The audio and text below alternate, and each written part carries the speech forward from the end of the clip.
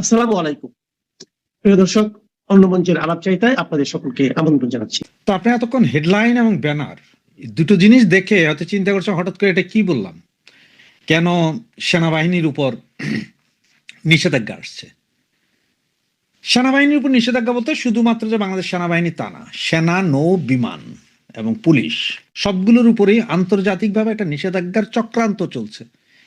তো সেটা কেন চলছে, কিভাবে চলছে, কি হইতে পারে, ডটগুলো মিলিয়ে দিচ্ছি। বাকিটা আপনারা আপনাদের চিন্তা, চেতনা, অভিজ্ঞতা দিয়ে মিলিয়ে দেখবেন যে আমার কথাগুলো সত্য হচ্ছে কি না, বা সত্য হওয়ার সম্ভাবনা কতটুকু।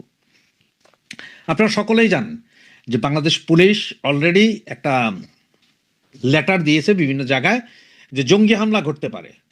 গতকাল বা গত পরশু আবার সমস্ত বিমানবন্দর রেড অ্যালার্ট জারি করেছে, দেশে 8টি বিমানবন্দরে যে জঙ্গি হামলা হইতে পারে। হ্যাঁ, আজকে আজকে আবার আপনার তারেক জিয়ার যে তথ্য উপদেষ্টা বা কষা জাহিদ নামে যাকে পরিচিত, ডক্টর জাহিদ, তিনি বলেছেন যে দেশে জঙ্গি আছে। আর ঠিক আমাদের স্বরাষ্ট্রমন্ত্রী বললেন যে দেশে জঙ্গি আছে, তবে ওরা নিষ্ক্রিয়। মানে জঙ্গি নিষ্ক্রিয়। একজন বলছেন জঙ্গি আছে, একজন বলছেন জঙ্গি নিষ্ক্রিয়। তো জঙ্গিরা কি নিষ্ক্রিয় থাকে নাকি সক্রিয় থাকে, সেটা বুঝতে আমার মনে হয় কোনো রকেট সায়েন্সের দরকার হয় না। আর জঙ্গি নাই এইটা যেমন বলতে পারবে না, জঙ্গি তৎপরতাও নাই সেটাও আপনি বলতে পারবেন না। আমাদের দেশে জঙ্গি আছে, যেমন হরকতুল জিয়াদ আছে, জেএমবি আছে, লস্করি তৈয়বা আছে, জয়সি মোহাম্মদ আছে, হিজবুত তাহিরির আছে, এছাড়াও আরো অনেক ধরনের জঙ্গি সংগঠন আছে, ছোট ছোট ছোট অনেক জঙ্গি সংগঠন আছে। এইসব জঙ্গি সংগঠনের বিভিন্ন নেতাও আছে। তো এখন বিএনপি যেটা বলতে চায় সেটা হচ্ছে যে ভাই, এই জঙ্গি নাটক আওয়ামী লীগ করেছে। তো আমার প্রশ্ন হচ্ছে, জঙ্গি নাটক যদি আওয়ামী লীগ করে, তো 2001 থেকে 2003 সাল পর্যন্ত বিএনপি এবং খালেদা জিয়াও বলেছিল জঙ্গি নাই, দেশে কোনো জঙ্গি নাই। কিন্তু এরপরেই 2004, 5, 6 ওনারা এই যে সাবেক এক জঙ্গি নেতা আব্দুর রহমান, আপনাদের সকলের মনে আছে, বাংলা ভাই, ওনাদের কথা মনে আছে, এদের কারা ধরেছিলেন? শায়েক আব্দুর রহমানকে কার আমলে ধরা হয়েছিল? বাংলা ভাই কার আমলে? সারা বাংলাদেশে একসাথে 500 জায়গায় বোমা বিস্ফোরণ কার আমলে হয়েছিল? কাদের আমলে কোর্টে বোমা বিস্ফোরণে বিচারপতি নিহত হয়েছিল যদি জঙ্গি নাই থাকতেন? তো প্রশ্নটা ওনাকে দেরকে, এই যে বিএনপি আলাদেরকে, যে আপনারা যে বলেন সব ফেসিস্ট সরকার, ফেসিস্ট সরকারের জঙ্গি নাটক, তাহলে আপনাদের সরকারই তো মনে হয় প্রথম ফেসিস্ট। প্রথম ফেসিস্ট আপনাদেরই সরকার। তা না হইলে কেন আব্দুর রহমান বা বাংলা ভাইকে ধরা হয়েছিল তখন? প্রশ্নটার জবাব একটু দিয়ে যাবেন। এছাড়া আপনারা জানেন কিছুদিন আগে মামুনুল হক, মানে কিছুদিন আগে কোথায়, এই 2 বছরের ভিতরে মামুনুল হক, তিনি 8 জন প্রতিনিধি নিয়ে আফগানিস্তানের তালেবানদের সাথে বৈঠক করে এসেছেন। এরপরে তালেবানদের এক ডিপ্লোম্যাট, নুরুল হক নূর নামে এক ডিপ্লোম্যাট, তিনি বাংলাদেশে এসে 10 দিন থেকে গিয়েছেন, কিন্তু কেউ নাকি জানে না। পেপার পত্রিকায় লেখা হওয়ার পরেও ইউনুসীয় গভর্নমেন্ট মুখে কুলু পেটে বসেছিলেন। এটা আপনারা সকলেই জানেন। এই যে হাফিজ সাইদের ডান হাত, লস্করি তৈয়বার সেকেন্ড ইন কমান্ড, তিনি বাংলাদেশে এসে সমস্ত বর্ডার এরিয়ায় ঘুরে গিয়েছিলেন, কক্সবাজার থেকে টেকনাফ পর্যন্ত, টেকনাফ থেকে তেতুলিয়া, রূপসা থেকে পাটুরিয়া, সমস্ত বর্ডার এলাকায় ঘুরে গিয়েছিলেন। এগুলো আপনারা জানেন। এবং এটাও জানেন যে ভারতে যখন গাড়ি বোমা বিস্ফোরণ হয়, তখন টঙ্গীর এক মাদ্রাসা থেকে রাতারাতি 200 ছাত্র, হুজুর, বৈরাগী সহ সব উধাও হয়ে গেছে, আজ পর্যন্ত কোনো খবর নাই। আর জঙ্গি নাই বলেন, এই জসিমউদ্দিন রহমানি, তিনিই তো কিছুদিন আগে, মানে তারেক ভাই আপনার গভর্নমেন্ট আসার আগে আপনার টিভি ইন্টারভিউতে বলেছিলেন যে ব্লগার বা অমুক তমুক এদেরকে হত্যা করার পেছনে ওনাদের হাত আছে এবং এটা জায়েজ আছে। এগুলো উনি বলছিলেন না? এই জসিমউদ্দিন রহমানি, জসিমুল হক বা জিয়াউল হক, এদেরকে ধরেন, এদেরকে ধরলেই কিন্তু জঙ্গি বেরিয়ে যাবে। এখন আসি কেন বলছিলাম যে নিষেধাজ্ঞা আসছে। দেন টিটিপি, যেটা কথা বলা হচ্ছে, টিটিপি টিটিপি টিটিপি টিটিপির সাথে বাংলাদেশ, টিটিপি কারা? টিটিপি হচ্ছে যে পাকিস্তানের জঙ্গি সংগঠন, যেটা পাকিস্তান সরকারের বিরুদ্ধে সংঘর্ষ করছে। হ্যাঁ, টিটিপিতে লোক বাংলাদেশ থেকে নিয়ে যাওয়া হচ্ছে, ওখানে যুদ্ধ করতে মারা গেছে, এইসব নিউজ আপনারা বেশ কিছুদিন ধরে দেখছেন, আগেও দেখেছেন। বাঙালি মারা গেছে টিটিপির হয়ে যুদ্ধ করতে গিয়ে। এখন টিটিপির হয়ে নাকি আরো চলছে। তো এর মধ্যে আমাদের কাছে যতটুকু আছে, বিমান বাহিনী, নৌবাহিনী, সেনাবাহিনী, পুলিশ, ডিজিএফআই, এনএসআই, এই 5 বাহিনী থেকে অলরেডি 475 জনের লিস্ট আছে, এবং তার মধ্যে প্রায় 300 জনকে নজরবন্দি করা হয়েছে, 13 জনকে গ্রেপ্তার, 23 জন হাওয়া হাওয়া হাওয়া হয়ে গেছে, মানে ওরা কোথায় আছে জানে না। এবং এরা সব এরোনট ইঞ্জিনিয়ার, মানে বিমান বাহিনীর প্রশিক্ষিত, বিমান পরিচালনা করতে পারে, বিমান চালাইতে পারে, এই ধরনের লোকজন নাকি বেরিয়েছে যারা পলাতক। আপনাদের নির্ঘাত একটু মনে আছে, কিছুদিন আগেই একটা প্রশিক্ষণ বিমান পড়েছিল ঢাকার একটা স্কুলে, অনেকগুলো ছাত্রছাত্রী। সেটাকে আপনারা কিভাবে বলবেন যে জঙ্গি নয়, জঙ্গি কর্মকাণ্ড নয়? কেন আজকে দেশে 8টা বিমানবন্দরে রেড অ্যালার্ট জারি করা হয়েছে? কেন রেলওয়ে স্টেশন থেকে শুরু করে সংসদ ভবন, অমুক তমুক সব জায়গায় রেড অ্যালার্ট জারি করা হয়? কেন বলা হয় যে রূপপুর পারমাণবিক বিদ্যুৎ কেন্দ্রও হয়তো আক্রমণ হইতে পারে? এগুলো সব একটু মিলান, সব চিন্তা করেন। এটা আমার কথা না, এটা পুলিশের কথা। পুলিশ যেই গোয়েন্দা প্রতিবেদন দিয়েছে সেটা আপনারা সকলেই জানেন এবং দেখেছেন। গতকালকে সম্ভবত এখনই সময় একটা টিভি, আজকে অবশ্য কালের কণ্ঠ থেকে শুরু করে বিজনেস স্ট্যান্ডার্ড, প্রথম আলো সবাই দিয়েছে, এক রিক্সাম্যান ড্রাইভার ডেলিভারি দিতে না পারে একটা ছোট্ট প্যাকেট, সেটাকে কেটে করেছে যে কিছু আছে কিনা, যখনই সেটা খোলার পরে বিস্ফোরণে তিনি আহত। তো এইটা তো হয়তো সিমটম।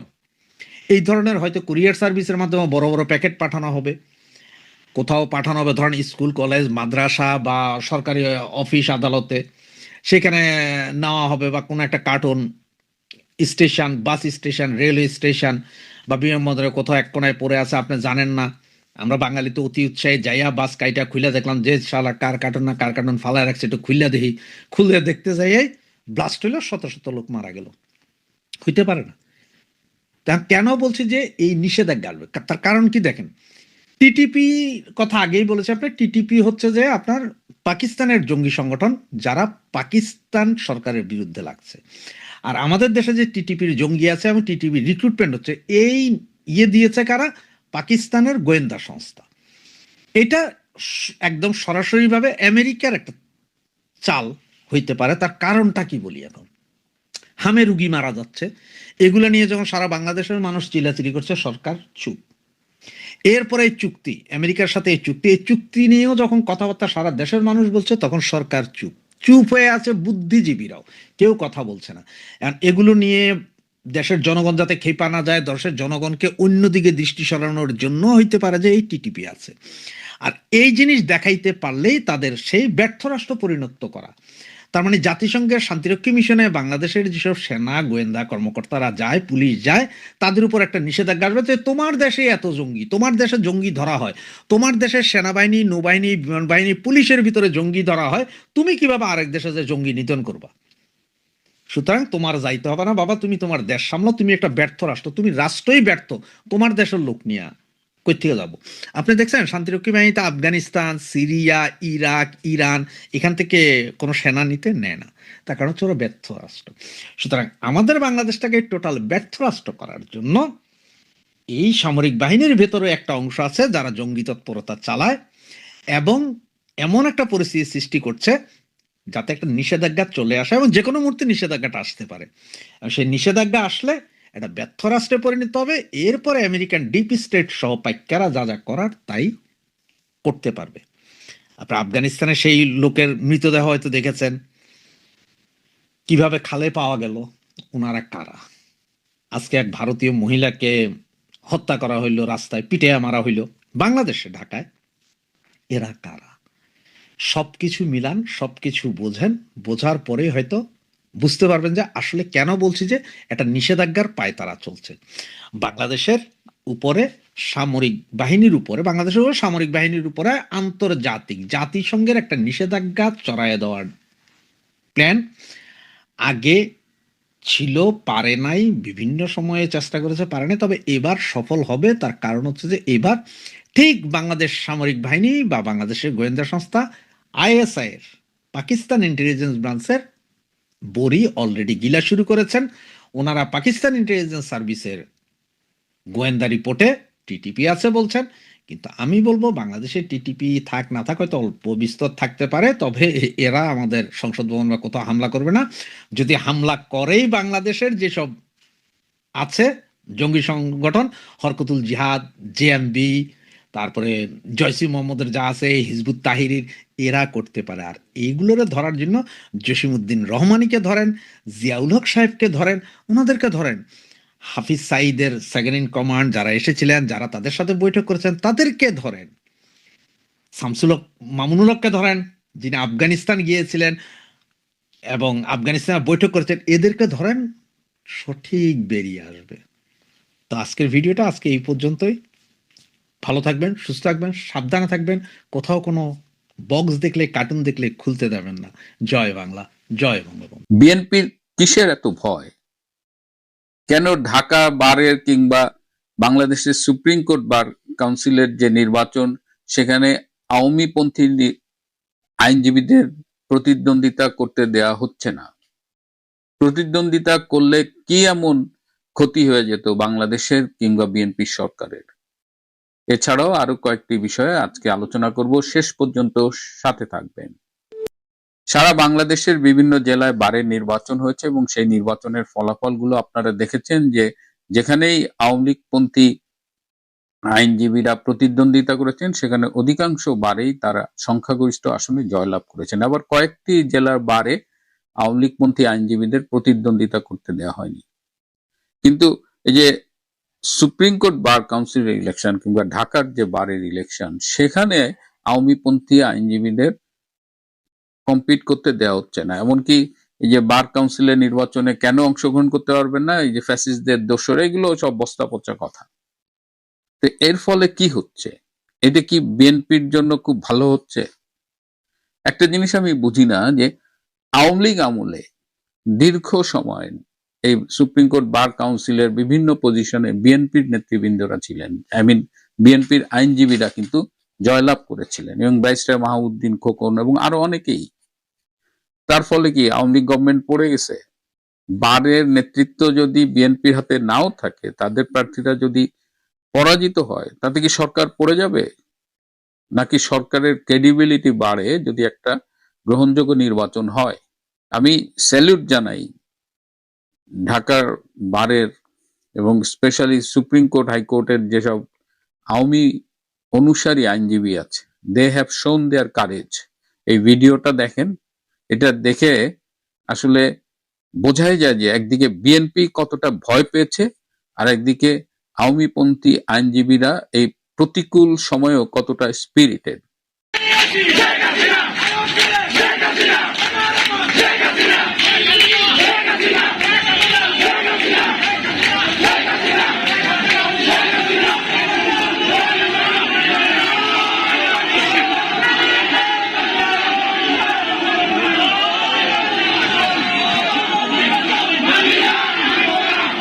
বন্ধুগণ, আপনারা আজকে সুপ্রিম কোর্ট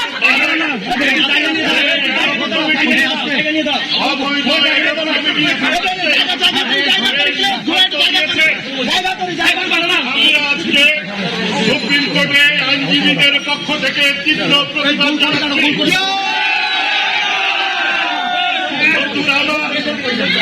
আপনারা জানেন, ওনারা বলেছেন আওয়ামী লীগ নাকি নিষিদ্ধ। আমরা বলতে চাই, বাংলাদেশ আওয়ামী লীগ কোন পার্লামেন্টের সিদ্ধান্তের জন্ম নেয় নাই। বাংলাদেশ আওয়ামী লীগ বরঞ্চ বাংলাদেশের পার্লামেন্টকে সৃষ্টি করেছে। আওয়ামী লীগ এদেশের সমস্ত মানবাধিকারের আইনগুলোকে সৃষ্টি করেছে। বাংলাদেশের তারাই আওয়ামী লীগ যারা ৭১ সালের ৩০ লক্ষ শহীদের রক্তকে সম্মান করে। তারাই আওয়ামী লীগ যারা ২ লক্ষ বাবুদের ইজ্জতকে সম্মান করে। আজকে তারাই আওয়ামী লীগ যারা বাংলাদেশের ধর্মের স্বাধীনতাকে স্বীকার করে। আজকে তারাই আওয়ামী লীগ যারা আমার ভাইয়ের রক্তে লাগানো ২১শে ফেব্রুয়ারি গানকে শুনলেই যাদের রক্ত টকবক করে। আজকে তারাই আওয়ামী লীগ যারা ৭ই মার্চের ভাষণে বঙ্গবন্ধুর ভাষণ শুনলে যাদের রক্ত টকবক করে, যে তারাই আওয়ামী লীগ, যারা বাংলাদেশে জঙ্গি উত্থানকে অস্বীকার করে, জঙ্গিবাদের বিরুদ্ধে প্রতিবাদ করে, বাংলাদেশকে ভালোবাসে, তারাই আওয়ামী লীগ। আওয়ামী লীগ যারা জননেত্রী শেখ হাসিনাকে ভালোবাসে, বাংলাদেশ যতদিন থাকবে আওয়ামী লীগও থাকবে। এবং এই যে আওয়ামীপন্থী আইনজীবীদের কম্পিট করতে দেওয়া হলো না, এটা নিয়ে কিন্তু বিএনপির ভেতরেও সমালোচনা আছে। একজন এই ছাত্র দলের সাবেক কেন্দ্রীয় নেতা এবং বর্তমানে বিএনপি নেতা, তিনি দেখেন এই যে স্ট্যাটাস দিয়ে কি বলেছেন।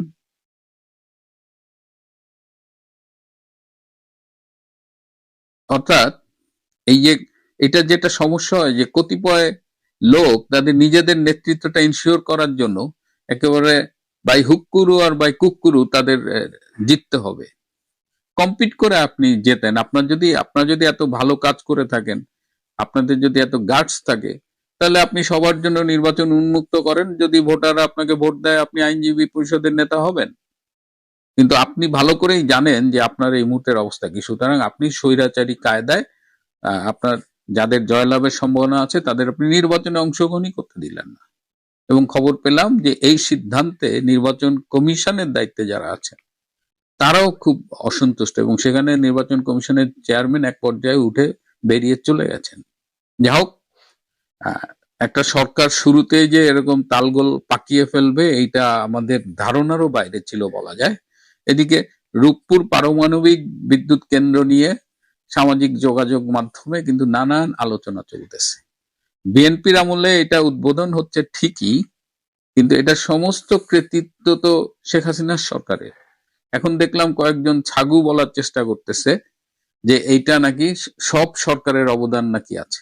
মোটেও না, এটা পাকিস্তান আমলে করার কথা ছিল, এটা এখানে না করে পাকিস্তান সরকার এটা করাচিতে করেছে। করাচিতে সেই সময় পারমাণবিক বিদ্যুৎ কেন্দ্র স্থাপিত হয়েছে, কিন্তু বঙ্গবন্ধু শেখ মুজিবুর রহমান তখনও এই বিদ্যুৎ কেন্দ্র স্থাপনের জন্য দাবি জানিয়েছিলেন। স্বাধীন বাংলাদেশে তিনি তার যত প্রায়োরিটি ছিল তার মধ্যে এই রূপপুরের এটা ছিল। কিন্তু শেখ হাসিনাই এটাকে বাস্তবে পরিণত করেছেন। তিনি রাশিয়াকে এখানে এনেছেন, এবং এই প্রকল্পটা যদি দেখেন এটা আসলে রাশিয়ার এক ধরনের বিনিয়োগ। এখানে টোটাল যে খরচ হয়েছে তার চেয়ে 90%-এরও বেশি ইনভেস্টমেন্ট করবে রাশিয়া, এবং বাংলাদেশ সরকার 15,000 কোটি টাকা এখানে দেবে। সেই 15,000 কোটি টাকা মেইনলি এই যে জমি দিচ্ছে, ওখানে নদী শাসনের একটা ব্যাপার আছে। সো এইভাবে 15,000 কোটি টাকা দিচ্ছে, আর বাকি টাকা রাশিয়া দিচ্ছে। এবং রাশিয়া এটা লং টার্ম লোন, 28 বছর, 2 বছর ল্যাপস হয়ে গেছে, তো পরিবর্তে ধরে নি 28-30 বছরের মধ্যে তারা এই লোনটা উঠান। এবং পারমাণবিক বিদ্যুতের একটা সুবিধা হলো এইটা একদম চিপেস্ট। এটা পার ইউনিট কস্ট হয়তো 6 টাকা, অন্যদের ইউনিট কস্ট যেমন 12-13 টাকা, 20 টাকা এরকম। এবং এটা লনজিভিটিও অনেক, এটা 50 থেকে 60 বছর বিদ্যুৎ উৎপাদন সম্ভব। এবং এটা যদি ওয়েল মেনটেইনড হয় তাহলে এটা আরো 50-60 বছর এক্সট্রা ইউজ করা যাবে। তার মানে 100 বছরের মতো এটা একটা প্রকল্প। এবং ভেরি ইন্টারেস্টিং হলো বাংলাদেশের বিনিয়োগ 15,000 কোটি টাকা, আর মানে 1 বিলিয়ন সামথিং। আর ওদিকে রাশিয়ার বিনিয়োগ হলো প্রায় 11 বিলিয়ন বা 12 বিলিয়নের কাছাকাছি। এখন নিন্দুকেরা বলতেছে যে এইখান থেকে শেখ হাসিনার সরকার 5 বিলিয়ন বা 60,000 কোটি টাকা দুর্নীতি করছে, আত্মসাৎ করছে। তো যেখানে বাংলাদেশের বিনিয়োগ 15,000 কোটি টাকা, তাও আমি বললাম in the form of land, নদী শাসন, এইসব। তো সেখানে 15,000 টাকা আপনি বিনিয়োগ করে আপনি 60,000 টাকা চুরি করলেন, তাহলে বাকি 45,000 টাকা আপনি কোত্থেকে পাইলেন? রাশিয়া। এবং দেখেন এই প্রজেক্টের জিনিসপত্র সব আসছে অধিকাংশ রাশিয়ার থেকে আসছে, তাদের লোকবল এখানে কাজ করছে, সবকিছু তারাই স্পেন্ড করছে বলা যায়। তাহলে রাশিয়ার টাকার থেকে 45,000 টাকা আওয়ামী লীগ সরকার চুরি করছে বলতে চান? মানে মাথার মধ্যে কি পরিমাণ গু থাকতে হবে যে এই গুজবটা বিশ্বাস করতে এবং এটা ছড়াইতে। সেই ঘটনাই আমরা দেখতে পাচ্ছি যে, এবং দেখেন এই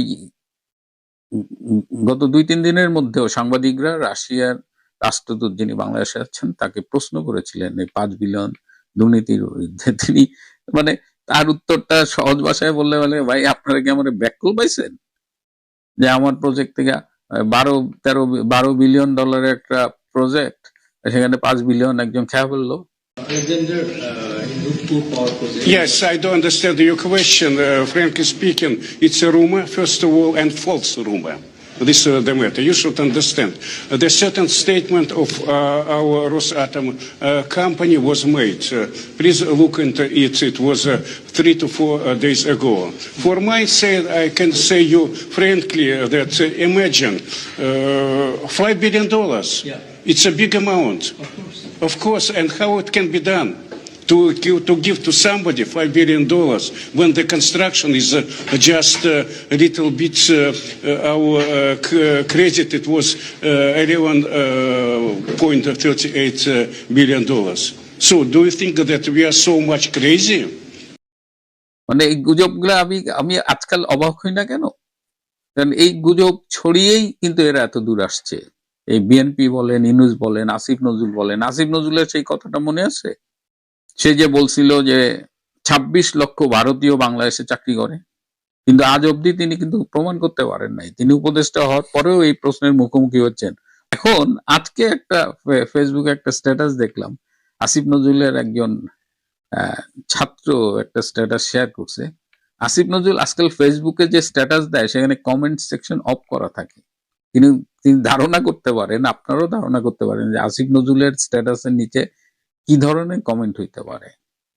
খুব কান্নাকাটি করতেছে আসিফ নজরুল ফেসবুকে স্ট্যাটাস দিয়ে যে কোন এক ভূমিদস্যুর পত্রিকা নাকি তার এবং কয়েকজন উপদেষ্টার পেছনে লাগছেন, তার বিরুদ্ধে অভিযোগ 1000 কোটি 100 কোটি, এই যে সাব রেজিস্ট্রারদের বদলি টাকা। আদালতে যদি এই মুহূর্তে আপনার পরিচিত কোনো কেউ থাকে আওয়ামী লীগের বা যে জেলে আছে বা জামিনের জন্য যাচ্ছে, তাহলে একটু খোঁজ নিয়ে দেখবেন যে আমি তো কালকেও শুনলাম যে একটা 20 টাকার মিনারেল ওয়াটারের বোতল আসামির হাতে পৌঁছে দেওয়ার জন্য পুলিশকে 500 টাকা ঘুষ দিতে হয়। একটা রিমান্ডে নিলে সেখানে আপনার প্রতিদিন 1 লাখ 2 লাখ টাকা করে ডেইলি দিতে হয়। জামিনের জন্য আগে যদি খরচ হইতো 50,000 টাকা, এখন সেখানে খরচ হয় 5 লাখ টাকা। এই কালচারটা করে গেছে আসিফ নজরুল। এখন আপনি ফেসবুকে কান্নাকাটি করেন, কমেন্ট সেকশন অফ করে, আবার বলেন যে প্রমাণ করতে হবে আমি দুর্নীতি করছি। দুদকে আপনার বিরুদ্ধে কতগুলো অভিযোগ এই মুহূর্তে জমা আছে আসিফ নজরুল সাহেব, আপনি কি জানেন?